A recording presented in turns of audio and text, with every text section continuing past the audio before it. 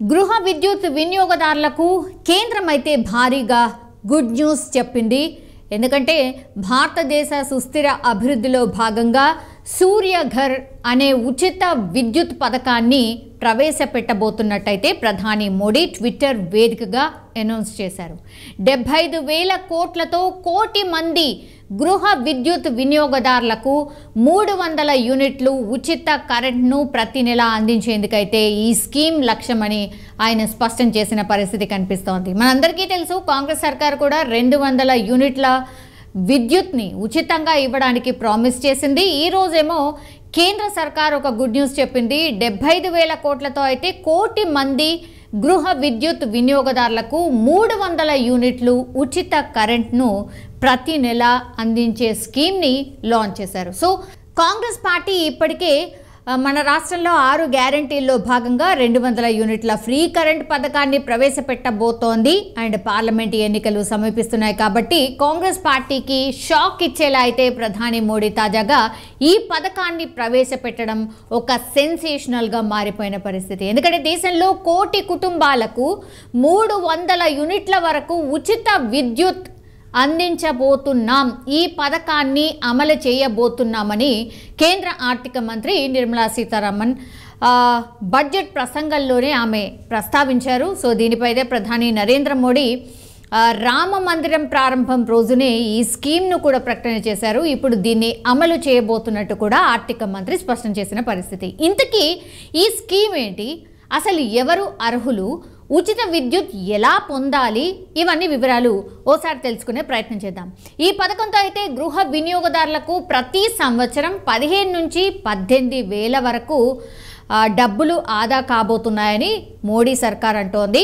ప్రధాన్ మంత్రి సూర్యోదయ్ యోజనగా చెప్తున్న ఈ పథకంలో అయితే ఇళ్లపై సోలార్ ప్యానెల్స్ ఏర్పాటు చేసుకోవాల్సి ఉంటుంది. సో ప్రభుత్వ రంగ సంస్థ REC ఈ స్కీమ్ నిర్వహణ సంస్థగా ఉంటుంది.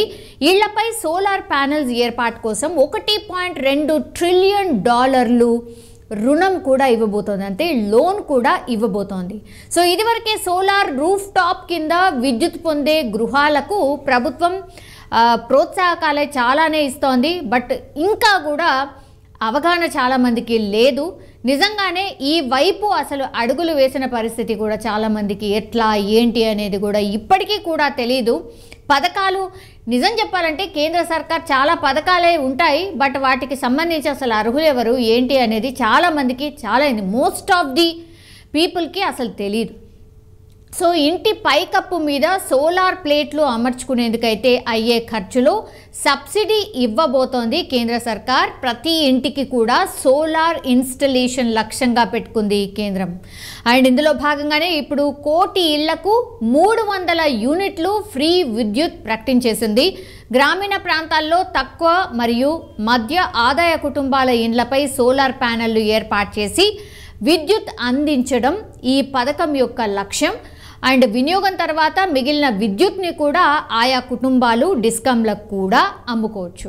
సో మీ ఇంటి పైన ఏవైతే సోలార్ ప్యానెల్స్ పెడతారో మీ అవసరానికి మీరు వాడుకుంటూ ఎక్సెస్గా ఏదైతే మిగిలిపోతుందో దాన్ని పూర్తిగా విద్యుత్ సంస్థలకు కూడా అమ్ముకునే వెసులుబాటును కూడా కల్పించింది. దానికి పే కూడా చేయబోతున్నారు. సో ఈ స్కీమ్ ద్వారా లబ్ధిదారులు ఎవరైతే ఉంటారో వాళ్ళు ఇండ్లపై లేదా వాళ్లకు చెందినటువంటి ఎనీ ప్రాపర్టీ, అంటే ప్లెయిన్ ల్యాండ్ కావచ్చు, ఎక్కడైనా సరే మీకు ఎక్కడ అవసరమో మీరు ఎక్కడైతే పెట్టుకోవాలనుకుంటున్నారో అక్కడ సోలార్ ప్యానెళ్లు ఏర్పాటు చేసుకోవాల్సి ఉంటుంది. అండ్ దీనికి అయ్యే ఖర్చులో ప్రభుత్వం అంటే కేంద్ర సర్కార్ 40% సబ్సిడీ అందించబోతోంది.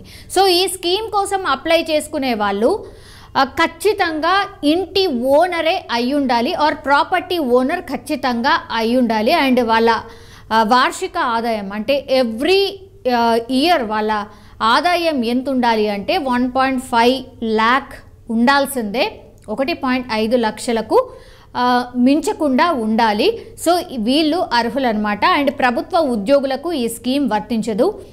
గవర్నమెంట్ ఎంప్లాయీస్ ఎవరన్నా సరే ఆ స్కీమ్ అయితే వర్తించదు. అండ్ ఈ స్కీమ్ కోసం అవసరమైన పత్రాలు అంటే డాక్యుమెంట్స్ ఏవైతే ఉంటాయో వాటన్నిటిని కూడా సమర్పించాలి లేదా ఆన్లైన్లో అప్లోడ్ చేస్తే సరిపోతుంది అన్నటువంటి మాట చెప్తున్నారు. సో తప్పుడు వివరాలు ఇస్తే మాత్రం అప్లికేషన్ ఖచ్చితంగా రిజెక్ట్ అవుతుంది.